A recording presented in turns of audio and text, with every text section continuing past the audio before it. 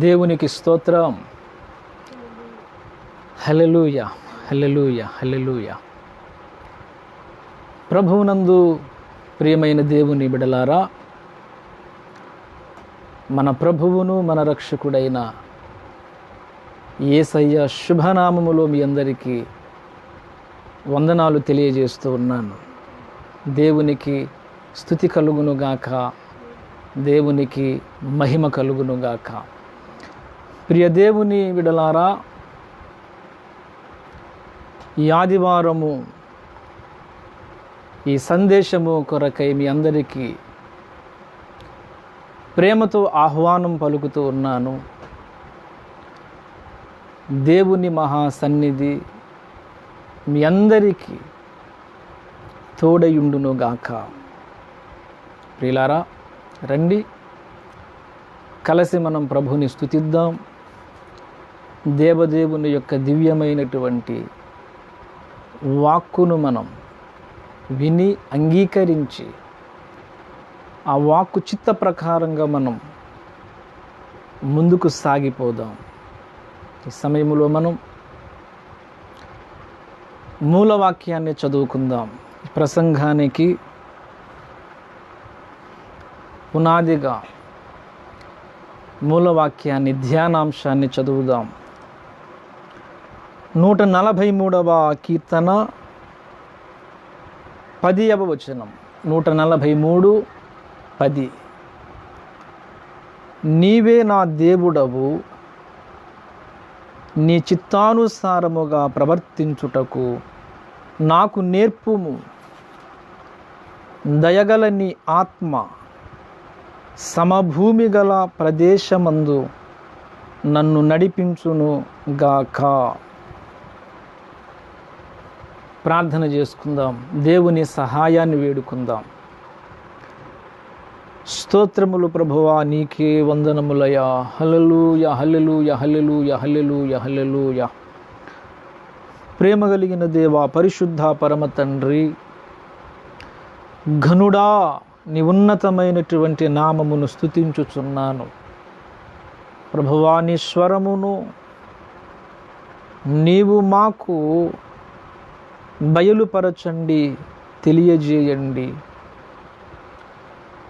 నీ స్వరమాధుర్యము ద్వారా మా బ్రతుకులు తండ్రి అత్యంత సుందరముగా, మధురముగా మారునట్లు కృప చూపండి. ప్రభువా, నీ సన్నిధి ఎక్కడ ఉన్నదో అక్కడ సమస్తము పరిశుద్ధమే. ప్రభువా, నీవు నీ కృపను తండ్రి ఎవని మీద నిలిపినను ఆ వ్యక్తి పట్ల ప్రభువా నీ హస్తము ఒక ఉన్నతమైనటువంటి కోటగా ఉన్నది స్వామి. నాతో, మాతో, నీ బిడలు అందరితోనూ ప్రభువా నీ ఉన్నతమైనటువంటి కృపను ఉంచినందుకు, నిలిపినందుకు స్తుతులు చెల్లిస్తూ ఉన్నాను.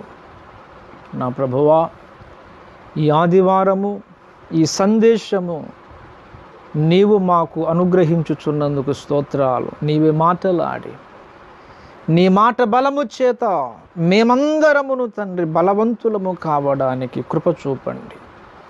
నీవే నీ చిత్తానుసారముగా నడిపించుమని యేసునామమున అడుగుతున్న పరిశుద్ధ పరమ తండ్రి, ఆమేన్, ఆమేన్, ఆమేన్. దేవునికి మహిమ కలుగునుగాక. ప్రభువునందు ప్రియమైన దేవుని బిడలారా, చదవబడిన లేఖన భాగములో కీర్తనాకారుడు మాట్లాడుతూ ఉన్నటువంటి ఒక అద్భుతమైనటువంటి సందేశము అది. కీర్తనాకారుని నోట దేవుడే పలికించినటువంటి సందేశం మనము మూలవాక్యముగా చదువుకున్నాం. ఈ లేఖన భాగమునందు మూలవాక్యములోనికి మనం వెళ్ళక మునుపు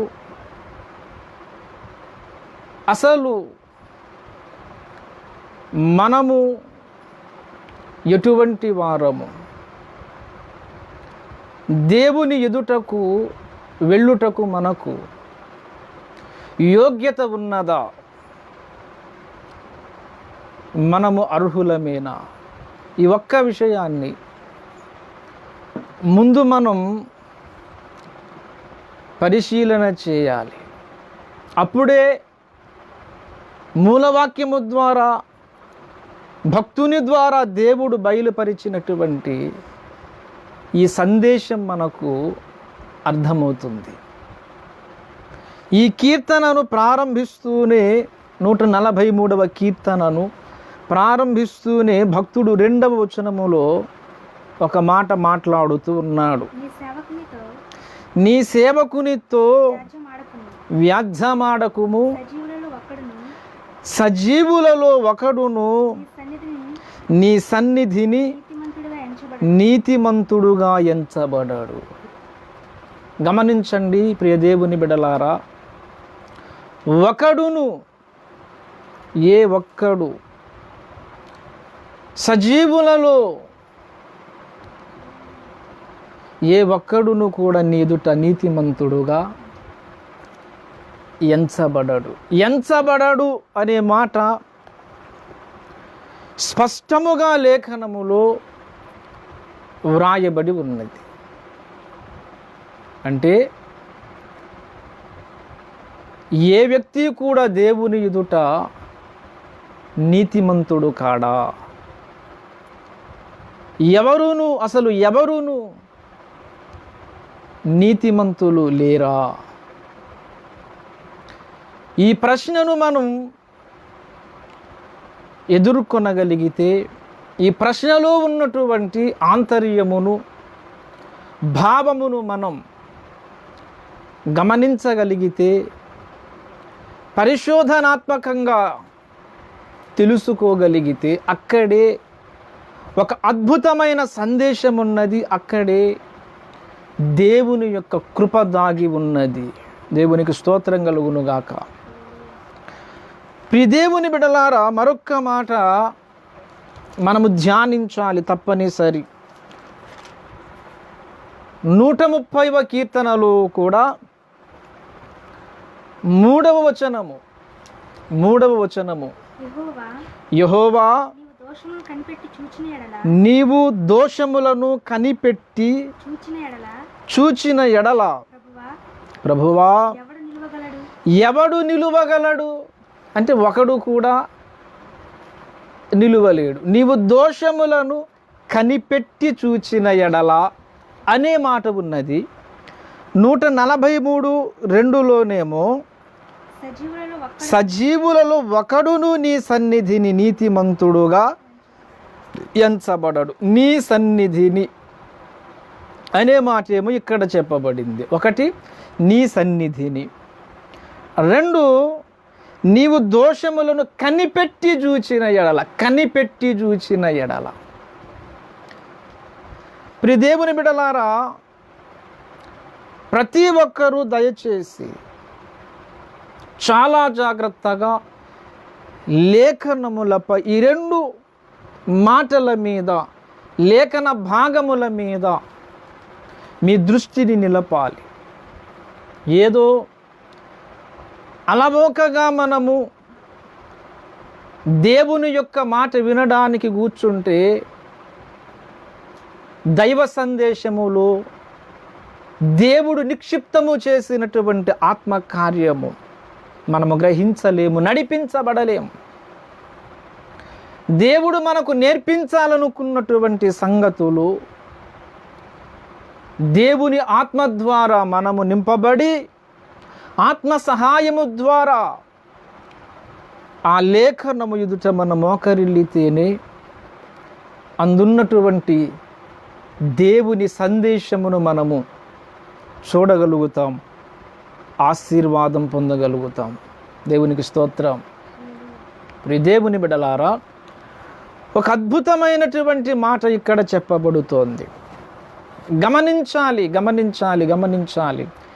నీ సన్నిధిని ఎవడు నిలువగలడు అనేది ఒక మాట అయితే, నీవు దోషములను కనిపెట్టి జూచిన ఎడల అను మాట ఒకటి. ఈ మాట భక్తుడే కదా మాట్లాడుతున్నాడు. ఈ మాట భక్తుని నోట నుండి వెలువడినది. దేవుడే ఆ సందేశమును పలికిస్తూ ఉన్నాడు అని చెప్పే విషయములో ఏమాత్రమును కూడా మనము సందేహించవలసిన అవసరము లేదు. దేవునికి స్తోత్రం. సందేహించవలసిన అవసరము లేదు అని ఎందుకంటున్నానంటే, 4వ కీర్తన మొదటి భాగములో అదే భక్తుడు ఒక మాట మాట్లాడుతూ ఉన్నాడు. 4వ కీర్తనలో మొదటి మాట, మొదటి వచనం, నా నీతికి ఆధారమగు దేవా అని పలికాడు. ఒక మాట. ఒకవైపున అదే భక్తుడు మాట్లాడుతున్నాడు, ఎవడు నీ ముందు నిర్దోషి, ఎవడు నీ ముందు నీతిమంతుడు అని. అదే భక్తుడు 4వ కీర్తనలోకి వచ్చి నా నీతికి ఆధారమగు దేవ అని మాట్లాడుతున్నాడు. అంతేనా, అదే భక్తుడు మరలా 18వ కీర్తనలో మాట్లాడుతూ 30వ వచనములో తెలియజేస్తున్నాడు. 30వ వచనం, 18వ కీర్తన 30వ వచనం. దేవుడు 18:20 నా నీతిని బట్టి యెహోవా నాకు ప్రతిఫలమిచ్చెను, నా నిర్దోషత్వమును బట్టి నాకు ప్రతిఫలమిచ్చాను. నా నిర్దోషత్వము అనే మాట ఉపయోగించాడు. నా నీతిని బట్టి అనే మాట మాట్లాడుతూ ఉన్నాడు. ప్రియులారా, గమనించాలి, కీర్తనాకారుని నోట 2 సంగతులు, 2 మాటలు ప్రత్యక్షముగా మనం చూడగలుగుతున్నాం. 2 విషయాలు. ఈ 2 మాటలు కీర్తనాకారుడు మాట్లాడుతూ ఉన్నాడు అంటే,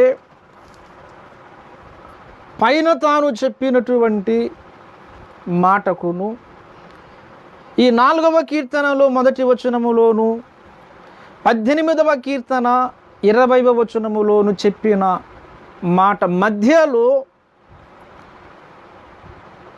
ఏమి జరిగినదో ఆ ఒక్క ముక్క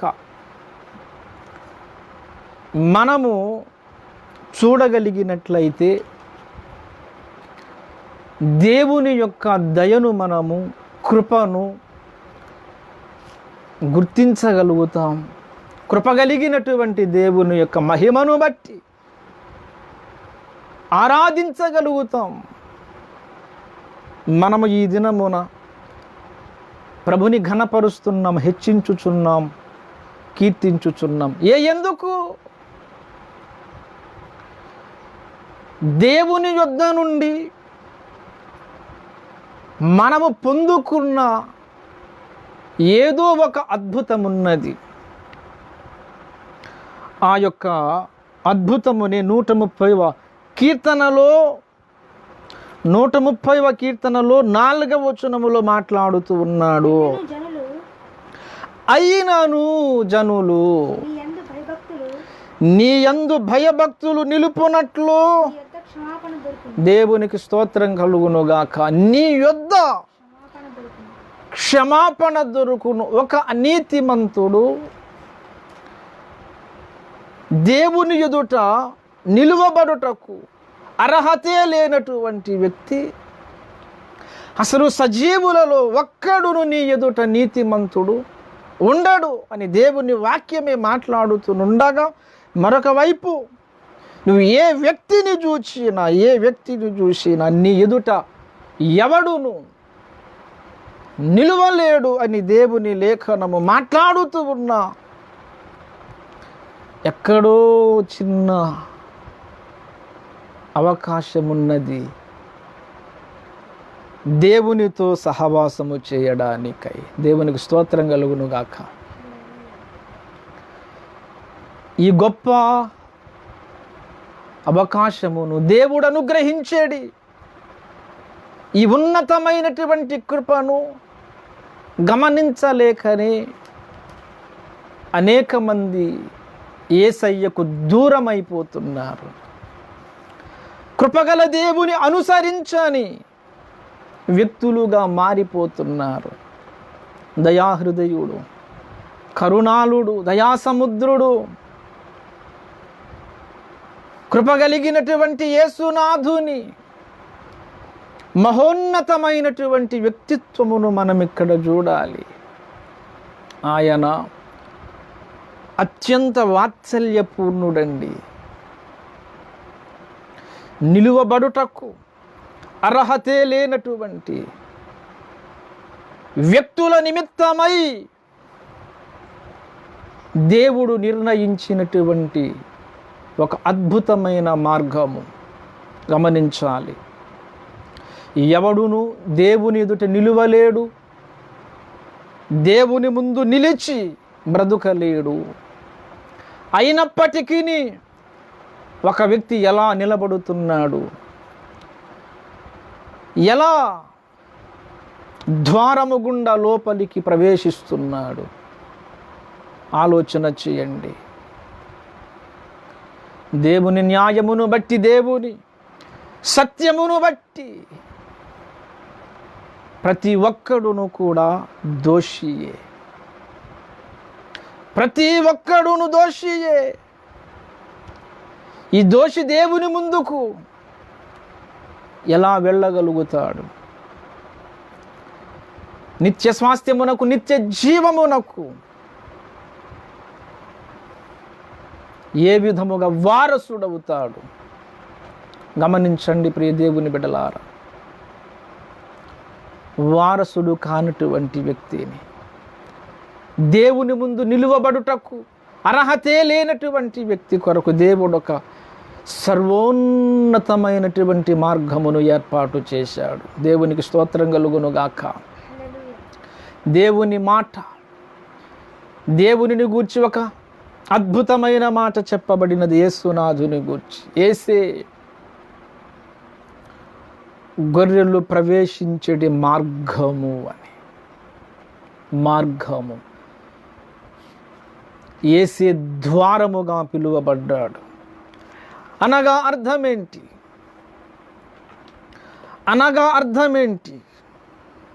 గమనించాలి. చాలా చిన్ని సందేశం, జాగ్రత్తగా వినండి. యేసే ద్వారముగా పిలువబడుటలో ఉన్నటువంటి ఆంతర్యమేమిటి?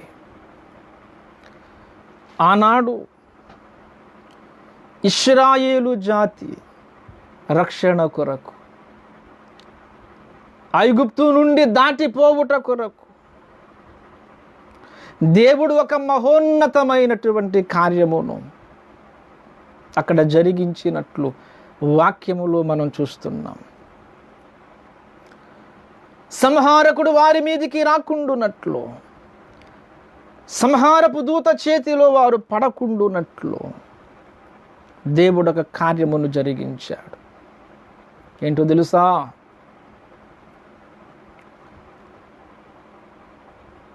ఒక పస్కా పశువును ప్రతి ఇంటి కొరకు వధించాలి అన్నాడు.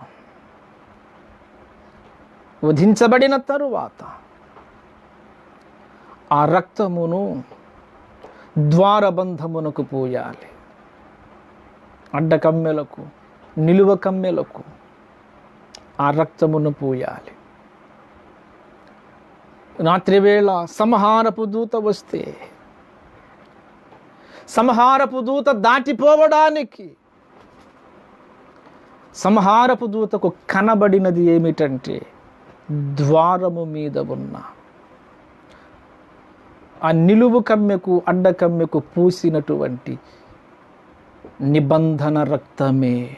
దేవునికి స్తోత్రం కలుగును గాక. అంటే రక్తము చేత పూయబడిన, నింపబడిన ద్వారము అది. పస్కా పశువు క్రీస్తు అని పౌలు భక్తుని ద్వారా స్పష్టముగా మనము లేఖనములో చూస్తున్నాం. ప్రియ దేవుని బిడ్డలారా, మనందరి కొరకు పస్కా పశువుగా క్రీస్తు మరణించాడు అనేది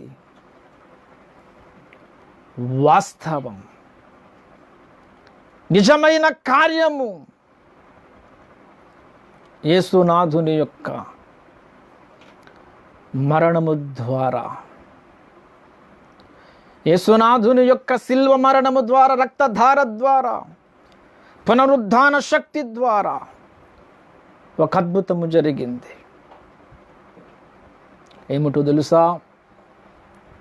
సత్యమును బట్టి చూస్తే, న్యాయమును బట్టి చూస్తే దోషిగా శిక్షించబడాలి, అన్యాయస్తుడు కానీ శిక్షించబడాలి, పాపే, దోషే. జన్మ పాపము, కర్మ పాపము, పాపే లోనికి వెళ్ళడానికి అవకాశము లేదు. యేసు ప్రభువు వారు చేసినటువంటి త్యాగమును బట్టి ఒక అద్భుతము జరిగింది. ఆ మాటను మనం లేఖనములో చూడొచ్చు. దేవునికి స్తోత్రం కలుగునుగాక. హల్లెలూయా. ప్రియమైనటువంటి దేవుని బిడలారా, కీర్తనల భాగములో చెప్పబడిన ఒక అద్భుతమైన మాట 32వ కీర్తన 32వ కీర్తన మొదటి వచనం. తన అతిక్రమములకు పరిహారము నొందినవాడు, తన పాపమునకు ప్రాయశ్చిత్తము నొందినవాడు ధన్యుడు. యెహోవా చేత నిర్దోషి అని ఎంచబడినవాడు, యెహోవా చేత నిర్దోషి అని ఎంచబడినవాడు ధన్యుడు. అంటే అర్థం ఏంటి? నీ అంతట నీవు నిర్దోషివి కాదు, నీ అంతట నీవు పరిశుద్ధుడవు కాదు, నీ అంతట నీవే పరిహారము నొందినటువంటి వ్యక్తివి కాదు. ఏ పుణ్యమును బట్టో, ఏ దానమును బట్టో నీవు శుద్ధుడవు కాలేదు. దేవుని సత్యము న్యాయమును బట్టి అయితే ఖచ్చితముగా నీవు ధర్మశాస్త్ర ప్రకారముగా ఖచ్చితముగా నీవు పాపివే. తాత్కాలికముగా ధర్మశాస్త్రం ప్రకారముగా విడిపించబడము తప్ప ఏటేటా మరలా బలిని అర్పించవలసినదే. శాశ్వతమైనటువంటి విముక్తి కొరకు, శాశ్వతమైనటువంటి విడుదల కొరకు, శాశ్వతముగా పాప విముక్తుణ్ణి చేయడానికి యేసునాథుడు ఆ శిక్షను మోయడానికి, భరించడానికి ఆయన ఒప్పుకున్నాడు. దేవునికి స్తోత్రం కలుగునుగాక. ఇక్కడ ఒక మాట నేను జ్ఞాపకం చేస్తున్నాను. ఏంటంటే, యేసు ప్రభువారు ద్వారమయున్నాడు అనే మాట చెప్పుకున్నాం. ద్వారమయున్నాడు అని, ద్వారము గుండానే కదా ప్రవేశించేది. ద్వారము వెలుపల, ద్వారము దాటిన తరువాత, ఇక్కడ గమనించండి, ఈ మధ్యలో ద్వారం ఉన్నది. అంటే యజ్ఞ పురుషుడున్నాడు. దేవునికి స్తోత్రం. రక్తము కార్చినటువంటి వ్యక్తి ఉన్నాడు, పరిహారకుడున్నాడు, వెలను చెల్లించిన వాడున్నాడు మధ్యలో. నువ్వు యువతల ఉన్నప్పుడు ఖచ్చితముగా నువ్వు దోషివే, పాపివే అని చెప్పిన మాట ఏంటో తెలుసా? మనము మారు మనసు పొంది, ప్రభువా నేను పాపిని ఒప్పుకోవడం చేయాల. ఒప్పుకోవడం, ధర్మశాస్త్ర ప్రకారముగా నీవు ఇది చేసిన ఏటేటా మరలా పాపములు జ్ఞప్తికి వచ్చుచున్నవి అన్నాడు. శాశ్వతంగా నీకు విమోచనము లేదు. కానీ ఈ కృపాద్వారం, రక్తము చేత నింపబడిన ఈ ద్వారం అంటే యేసే, ఆయనను సమీపించుట ద్వారా జరిగిన కార్యం. నీ శిక్షలన్నీ ఆయన మీదకు వస్తున్నాయి, నీవేమో ద్వారము గుండా లోపలికి ప్రవేశిస్తున్నావు. దేవునికి స్తోత్రం కలుగునుగాక. నీ మీద పడే ప్రతి దెబ్బలు, ప్రతి గాయములు, ప్రతి అవమానములు యేసు మీదకు వస్తున్నాయి. నీవేమో ద్వారము గుండా ప్రవేశించుచున్నావు. అందుకని చెప్పాడు ఇక్కడ ఒక అద్భుతమైన మాట. ఏమంటున్నాడు? 2వ వచనము, 32వ అధ్యాయము 2వ వచనం, కీర్తన. యెహోవా చేత నిర్దోషి అని ఎంచబడినవాడు. అంటే అర్థం ఏంటి? ఎంచబడ్డాము అంటే నీ అంతట నీవు నిర్దోషివి కాదు, నీ అంతట నీవు పరిశుద్ధుడవు కావు, నిర్దోషిగా ఎంచబడ్డావు. నిర్దోషిగా ఎంచబడుటకు కారణం యేసునాథుడు నీకు ద్వారమై ఉన్నాడు. తాను ఈ శిక్షలన్నింటినీ తన మీద వేసుకోవడానికి ఇష్టపడ్డాడు గనుకనే నీవు నిర్దోషిగా ఎంచబడ్డావు. యెషయా ప్రవచన గ్రంథములో మనము స్పష్టముగా చూడగలుగుతాం. యెషయా ప్రవచన గ్రంథము 53వ అధ్యాయము చూడండి ప్రియులారా, 2వ వచనం. లేత మొక్క వలెను, ఎండిన భూమిలో మొలిచిన మొక్క వలెను పెరిగెను, అతనికి స్వరూపమైనను సొగసైనను లేదు. మనమతని చూచి అపేక్షించున్నట్లుగా అతని యందు స్వరూపము లేదు. ఎవరి యందు? యేసునందు స్వరూపము లేదు, సొగసు లేదు. ఎందుకు లేదు? స్వరూపము లేకపోవడానికి, సొగసు లేకపోవడానికి కారకులెవరు? ఆయన అతి కాంక్షణీయుడని వాక్యములో చెప్పబడింది. అతి సుందరుడు, ఆయనతో పోల్చదగినటువంటి వ్యక్తి ఒక్కడు కూడా లేడు. అంత సుందరుడు యేసునాథుడు. మరి ఆయనను గూర్చి ఇక్కడ ప్రవచనకారుడు ఏమంటున్నాడు? యెషయా భక్తుడు, స్వరూపమును లేదు, సొగస్సును లేదు. 3వ వచనములు, అతడు తృణీకరించబడిన వాడాయను, మనుషుల వలన విసర్జింపబడిన వాడును, వ్యసనక్రాంతుడుగాను, వ్యాధి అనుభవించిన వాడుగాను, మనుషులు చూడనొల్లని వాడుగాను ఉండెను. తృణీకరింపబడిన వాడు గనుక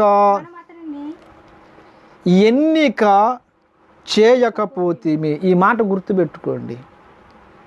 మనము ఆయనను ఎన్నిక చేయకపోతిమి. మీకు వెంటనే గుర్తుకు రావాలి విషయం. 143:2లో ఏమని చెప్పబడింది? 143:2లో సజీవులలో, చదవండి దయచేసి, సజీవులలో ఒక్కడును నీ సన్నిధిని నీతిమంతుడుగా ఎంచబడడు. కానీ ప్రియ దేవుని బిడలారా, మీరు గమనించాలి, అక్కడ మనలను గురించి దేవుని వాక్యం మాట్లాడుతుంది. 130వ కీర్తనలోను 130వ కీర్తనలోను 2వ వచనములో 3వ వచనం, యెహోవా చూచిన ఎడల ప్రభువా ఎవడు నిలువగలడు. అంటే మనుషులను గురించేమో ఈ లేఖనాలు మాట్లాడుతుంటే దేవుని ముందు నిలబడడానికి అర్హత లేదు. మనం అసలు యోగ్యులమే కాదని కొట్టిపడేశాడు ఆ 2 లేఖనాలలో. యోగ్యులమే కాదన్నాడు. కానీ ఒక్క మాట గమనించండి, 53వ అధ్యాయములో ప్రవచన గ్రంథం యెషయా గ్రంథములో ఏమన్నాడు? తృణీకరించబడిన వాడు క్రీస్తు అన్నాడు. ఇది ఎంతవరకు వాస్తవం? మనమా తృణీకరించబడిన వారము? మనమా దేవుని ముందు నిలబడడానికి అర్హతే లేనటువంటి వాళ్ళము? లేక యేసయ్య తృణీకరించబడడం ఏంటండి? ఆయన మహోన్నతుడు. ఒక్క మాటలో సర్వశక్తిమంతుడైన దేవుడు, సృష్టికర్త, అఖిలాండ బ్రహ్మాండమంతటిని కూడా చేసిన వాడు, పరిపాలన చేస్తున్నటువంటి దేవుడు ఆయన. అంత మహోన్నతుడైన యేసునాథుని గూర్చి ఇక్కడ లేఖనం మాట్లాడుతున్నది. మనుషుడు చూడనొల్లని వాడుగా ఉండెను, తృణీకరింపబడిన వాడుగా ఉన్నాడు. ఎందుకు ఈ స్థితి యేసునాథుడు కోరుకొనుటకు అస్సలు కారణము ఏమిటంటే, విషయములో చెప్పబడినది తండ్రి, కుమార, పరిశుద్ధాత్మ త్రియేక దేవుడు వారు కలిసి తీసుకున్నటువంటి ఒక అద్భుత నిర్ణయము ఏమిటంటే, 10వ వచనము చదవండి. 53:10 యెషయా గ్రంథం. అతని నలుగగొట్టుటకు అనగా కుమారుని నలుగగొట్టుటకు, యేసయ్యను నలుగగొట్టుటకు తండ్రికి ఇష్టమాయెను. ఆయన అతనికి వ్యాధి కలుగజేసెను. తన్ను తాని అపరాధ పరిహారార్థ బలి చేయగా అతని సంతానము చూచును. యెహోవా ఉద్దేశము దేవునికి స్తోత్రం కలుగును గాక. హల్లెలూయా. దేవుని ఉద్దేశము నెరవేర్చబడాలి. దేవుని బిడ్డలారా, మన నిమిత్తము యేసునాథుడు శిక్షను అనుభవించడానికి ఇష్టపడ్డాడు. అది దేవుని ఉద్దేశం. మన దోషములన్నింటినీ ఆయన భరిస్తే తప్ప దేవుని ముందు మనము నిలువలేం. మనము క్షమించబడాలి. మనంతట మనముగా దేవుని ముందు నిలబడడానికి యోగ్యులము కాదు, క్షమకు అర్హులము కాము. ఉచితముగా దేవుని కృపావరమే మనకు అవసరమై ఉన్నది. దేవునికి స్తోత్రం కలుగునుగాక. 11వ వచనమును చదవండి. అతడు తనకు కలిగిన వేదనను చూచి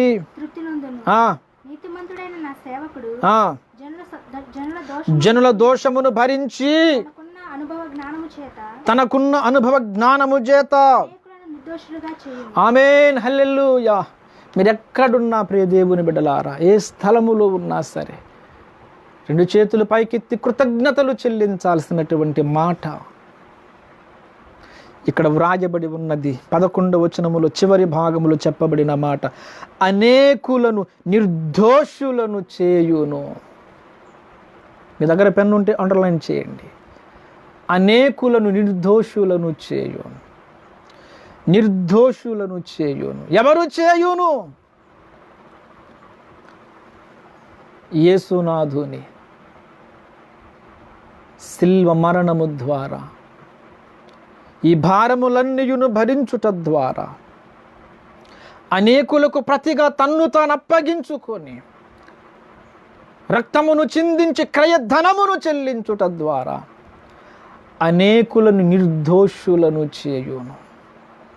అప్పుడే మనం ఉగ్రత నుండి తప్పించబడతాం. దేవునికి స్తోత్రం. చూడండి, దేవుని వాక్యములో చెప్పబడిన మాట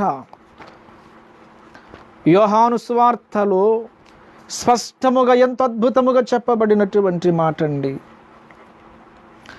3వ అధ్యాయము 36వ వచనం. 3:36.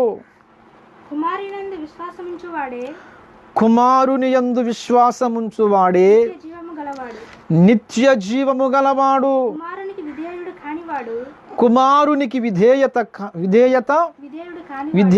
కానివాడు జీవము చూడడు గాని. ఏమన్నాడు? దేవుని ఉగ్రత అవని మీద నిలిచియుండును. వాని మీద నిలిచియుండును. మరలా చదవండి ఆ మాట. ఎంత అద్భుతమైన విషయం అది. కుమారుని యందు విశ్వాసం ఉంచువాడే, అంటే మనం ఇప్పుడు ఎవరి యందు విశ్వాసం ఉంచాలట? కుమారుని మన కొరకు యజ్ఞమై తిరిగి లేచిన, మన కొరకు రక్తమునే రక్షణ ద్వారముగా మలచినటువంటి యేసునాథుని యందు, అందుకని రక్తమును విశ్వసించాలి అని రోమాపత్రికలో చెప్పబడింది. చాలా జాగ్రత్త ప్రియ దేవుని బిడ్డలారా. ఈ మాట కూడా మీ దృష్టికి తెస్తున్నాను. రోమాపత్రికలోని కూడా ఒకసారి మీరు రండి. 3వ అధ్యాయం. యేసును నమ్మిన ప్రతి ఒక్కరూ కూడా యేసునాథుని రక్తము విషయంలో కలిగి ఉండవలసినటువంటి స్థిరమైనటువంటి ఆలోచన ఇక్కడ చెప్పబడినది. 3వ అధ్యాయం 23 నుండి చదవండి, 24 నుండి. కాబట్టి నమ్మువారు ఆయన కృపచేతనే క్రీస్తు యేసునందలి విమోచనము ద్వారా ఉచితముగా నీతిమంతులను తీర్చబడుచున్నారు. పూర్వము చేయబడిన పాపములను దేవుడు తన ఓరిము వలన ఉపేక్షించినందున ఆయన తన నీతిని కనుపరచవలెనని 26వ వచనములో క్రీస్తు యేసు రక్తమునందలి విశ్వాసము ద్వారా ఆయనను కరుణాధారముగా బయలుపరిచెను. ఆమేన్, ఆమేన్, ఆమేన్. దేవునికి స్తోత్రం. క్రీస్తు యేసునందలి రక్తము ద్వారా, విశ్వాసము ద్వారా యేసును నమ్మాలి, యేసు రక్తమును విశ్వసించాలి. యేసు రక్తమును జూచే సంహారపు దూత ఆనాడు ఇశ్రాయేలు యొక్క గుడారమును తాకలేకపోయింది. సంహారపు దూత దాటిపోయాడు. ఈనాడు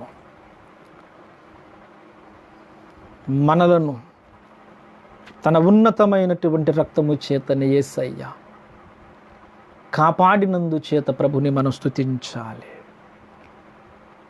క్రీస్తును నమ్ముట వలన, క్రీస్తు రక్తము ద్వారా అద్భుతం మనం చూస్తున్నాం.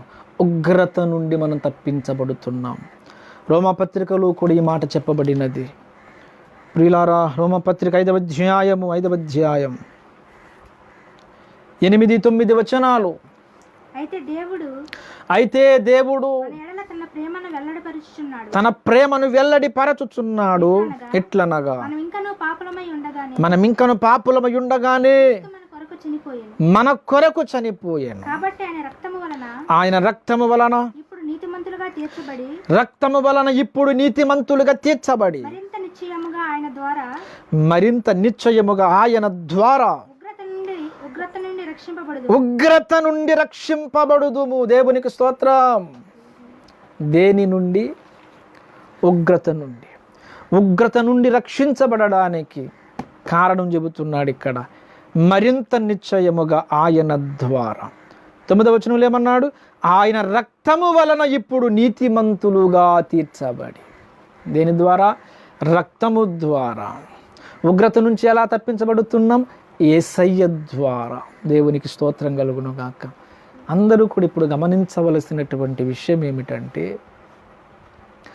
దేవుని ముందు నిలువబడుటకు మనం యోగ్యులము కాదు, కానీ ఆయన కృపావరము ఉచితముగా ఈ భాగ్యమును దేవుడు మనకు అనుగ్రహించుట ద్వారా క్షమించబడి, ఇది గుర్తుపెట్టుకోండి, దేవుని క్షమాపణ ద్వారా మాత్రమే మనమందరమును ఆయన నామమును నమ్మి విశ్వాసముతో యేసు రక్తధార నన్ను కడుగుతుంది అని నమ్ముట ద్వారా అని గొప్ప క్షమాపణను పొందుకొని గదిలోనికి మనం ప్రవేశించుచున్నాం. దేవునికి స్తోత్రం కలుగునుగాక.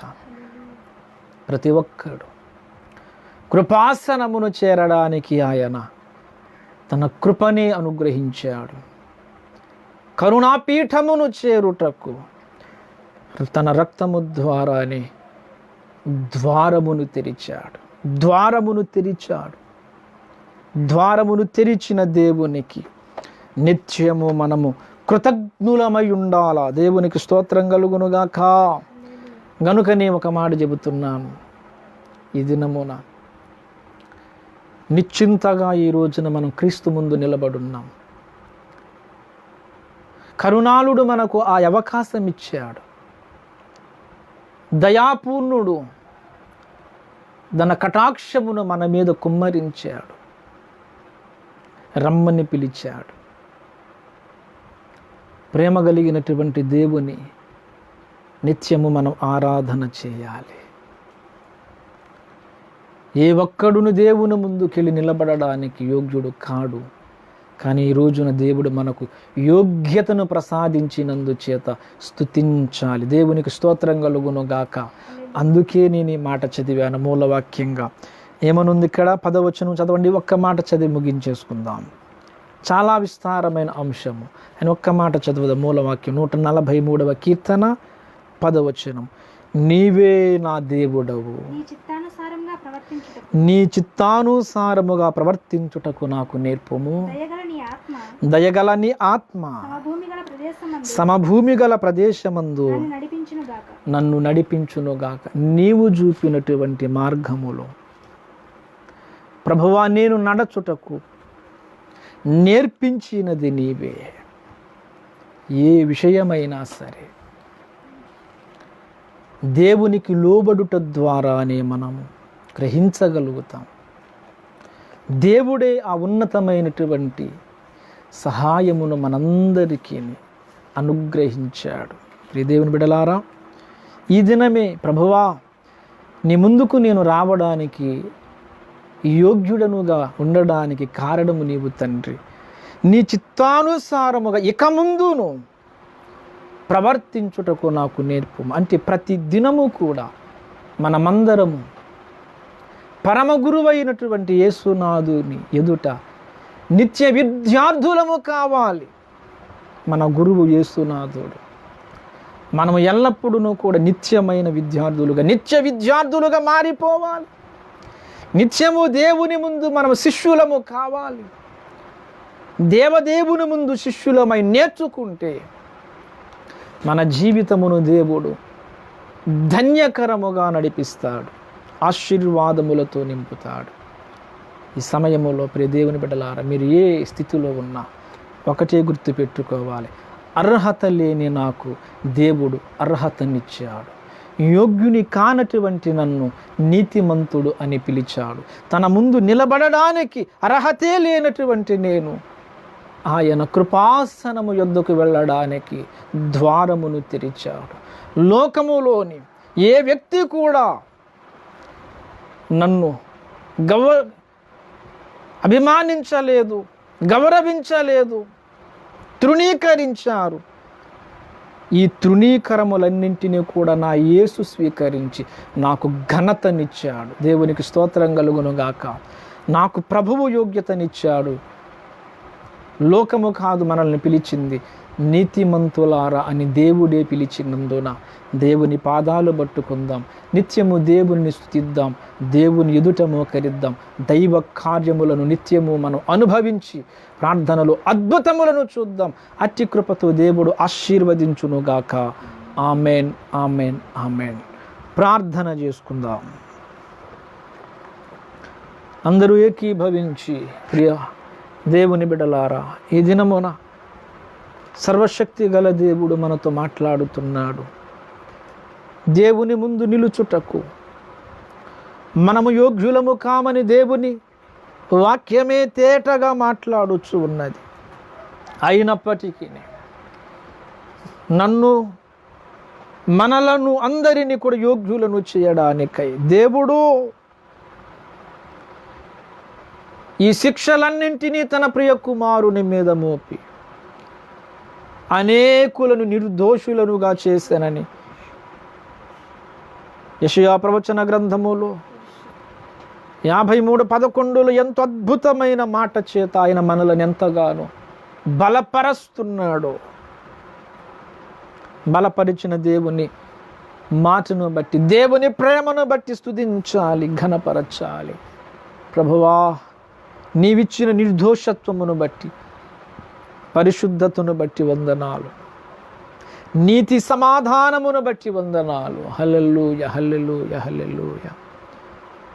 ఈ ఆదివారం ఈ సందేశము ద్వారా మనందరితోనూ దేవుడు మాట్లాడి ఉన్నాడు. దేవుడు నీతో మాట్లాడి ఉన్నాడని నమ్మితే కృతజ్ఞతాస్తుతులతో, అవును తండ్రి, నీ కృపాసనము ఎదుటకు రావడానికి నీవే ద్వారమును తెరిచినందుకు స్తోత్రము. ద్వారము నీవై ఆ రక్తము గుండె లోపలికి నడిపించి నన్ను గాచినందుకు స్తోత్రములని కృతజ్ఞతాస్తుతులతో పాదములతో పాదములు పట్టుకుందాం. హల్లెలూయా, హల్లెలూయా, హల్లెలూయా. ప్రార్థన చేద్దాం. ప్రేమ కలిగిన యేసయ్యా, నా పరిశుద్ధ తండ్రి, నా గొప్ప తండ్రి, నా ఉన్నతుడవైన తండ్రి, నా మహోన్నతుడవైన తండ్రి, నీకు వందనాలు. ఈ దినమున ప్రభువా, నీవు బయలుపరిచినటువంటి ఈ సందేశమును బట్టి స్తోత్రములు చెల్లిస్తున్నాను.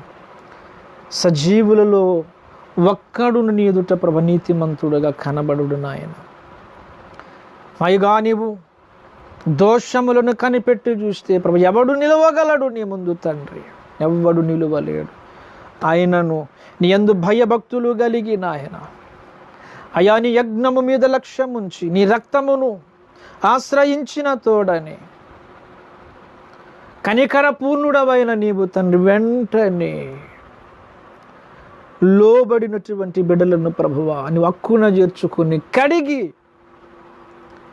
నీ సన్నిధానమున ప్రభువా యథార్థతతో నిలబెడతానని, గొప్ప క్షమాపణ విమోచన ద్వారా నడిపిస్తానని నువ్వు చెప్పిన నీ మాటను బట్టి స్తుతులు నాయన. నీకంటే ప్రేమ కలిగిన వారు ఎవరున్నారు నాయన? అత్యంత కృప కలిగిన, ప్రేమ కలిగిన గొప్ప తండ్రి, నీకు స్తోత్రాలు. నన్ను మమ్మును క్షమించినందుకు స్తోత్రము. యెహోవా చేత నిర్దోషి అని ఎంచబడిన వాడు ధన్యుడు. నీ ద్వారా మేము నిర్దోషులముగా పిలువబడి ఈ దినమున నిన్ను స్తుతించుచున్నాము తండ్రి. సజీవులే కదా నిన్ను స్తుతించుదోరు. అవునయ్య, మేము ఈ దినమున సజీవులమై ప్రభువా, మేము నీవిచ్చిన కృపను బట్టి, బలమును బట్టి నిన్ను స్తుతించుచున్నాం. ఇది తండ్రి భౌతికముగా మాకు కలిగిన బలము, శక్తి కాదు, నీ ఆత్మశక్తి ద్వారా, నీ పరిశుద్ధాత్మ బలము ద్వారా, నీ పరిశుద్ధాత్మ బలము, పరిశుద్ధాత్మ కాపుదల, పరిశుద్ధాత్మ అభిషేకము ద్వారా నింపబడి నిన్ను స్తుతించగలుగుచున్నాము తండ్రి. అయా, ఎంతమంది బిడ్డలైతే ప్రభువా నీ వాక్యమును విన్నారు, ప్రతి బిడ్డను ఆయన నీ కృపతో నింపబడినట్లు దయను చూపినందుకు స్తోత్రాలు. అందరి పట్ల ప్రభువా నీ కనికరమును, నీ ఆత్మను, నీ సన్నిధిని నింపండి. మాకు తోడయున్నందుకు స్తుతులు చెల్లించొచ్చు. నీ కృపతో కప్పి, నీ ఆత్మతో నింపి, నీ రక్త ప్రోక్షణ క్రింద ఎల్లప్పుడూ మమ్మను ఉంచి, నీ దాగుచోటున తండ్రి మేమందరమును తండ్రి క్షేమము నుండి ముందుకు సాగునట్లు కృపను చూపమని, ప్రతి హృదిలో ప్రభు నీ వాక్యమును ఫలింప చేయమని, దీవించమని యేసు నామమున అడుగుచున్న పరిశుద్ధ పరమ తండ్రి. Amen, amen, amen. అందరికీ వందనాలు.